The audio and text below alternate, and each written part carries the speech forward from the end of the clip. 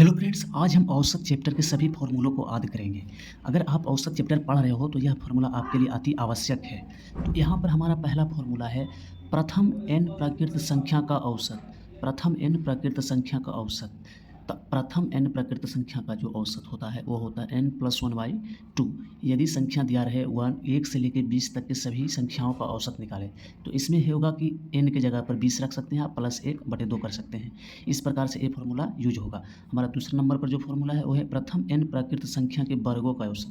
तो जो वर्गों का औसत होता है यो उसका फॉर्मूला होता है n+1 × 2 n+1/6। n+1 × 2 n+1/6।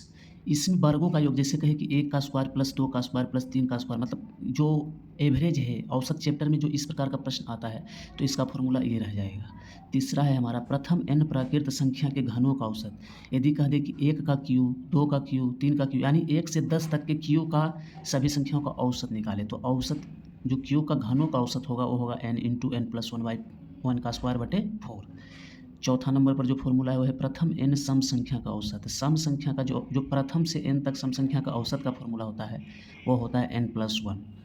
पाँचवां number पर जो फॉर्मूला है वो है प्रथम n विषम संख्या का औसत। तब विषम संख्या आनी कर रहा कि प्रथम से शुरू कर अंत तक, मतलब जितने विषम संख्या है उसका टोटल का औसत क्या होगा, तो टोटल का औसत सिर्फ n होगा।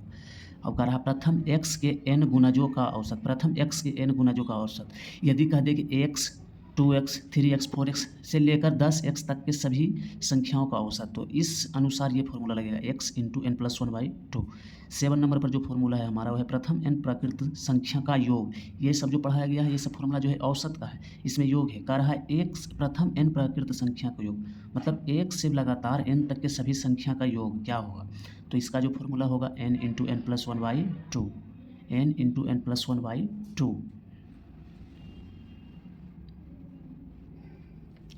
अब अगला फॉर्मूला है प्रथम n प्राकृत संख्या के वर्गों का योग। तो जो प्रथम n प्राकृत संख्या के वर्गों का योग होता है उसका फॉर्मूला होता है n × n+1 × 2 n+1/6। जिसे इस प्रकार प्रश्न कहाँ ये फॉर्मूला कहाँ पे यूज होगा मैं बता देता हूँ। जैसे लिखा रहेगा 1 का स्क्वायर प्लस 2 का स्क्वायर प्लस 3 का स्क्वायर प्लस 4 का स्क्वायर, यानी 1 से लगातार यदि कहें जहाँ तक बोले आपको कि इस संख्या तक के वर्गों का योग निकाले तो वहाँ पर ये फॉर्मूला आप यूज कर सकते हैं। तीसरा नंबर है प्रथम n, यानी 1 से शुरू कर n तक प्राकृत संख्या के घनों का योग। तो जो घनों का योग का फॉर्मूला होता है वो होता है बड़ी ब्रैकेट n × n+1/2 और टोटल का होल स्क्वायर। ये फॉर्मूला वहाँ पर यूज होगा जहाँ पर प्रश्न रहेगा 1 का क्यू, यानी 1 का पर पावर 3 प्लस 2 पर पावर 3 प्लस 3 पर पावर 3, ये जहाँ तक मतलब n तक रहे तो उसका फॉर्मूला n × n+1/2 होगा। अब हमारा है 10 नंबर पर जो फॉर्मूला है वो है प्रथम n सम संख्या का योग। तो जो प्रथम n सम संख्या का योग होगा वो होगा n × n+1। 11 नंबर पर फॉर्मूला है प्रथम n विषम संख्या का योग। तो जो प्रथम n विषम संख्या का योग होता है वो होता है n का स्क्वायर, यानी जहाँ जैसे 20 तक कहे तो 20 का स्क्वायर कर देंगे, 10 तक कहे 10 का स्क्वायर कर देंगे, जहाँ तक बोलेगा उसको n मान के उसका वैल्यू पुट कर देंगे। अब 12 नंबर पर जो फॉर्मूला है वो है प्रथम x के n गुणजों का योग।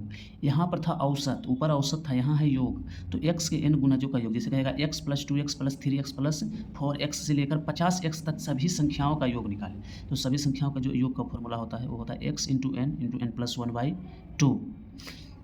इस प्रकार से यहाँ तक जो फॉर्मूला हम आपको बताए हैं ये एवरेज चैप्टर में यूज कर सकते हैं। अगर वीडियो अच्छा लगा तो लाइक कर दें एवं चैनल को सब्सक्राइब करके बेल आइकन पे क्लिक कर दें।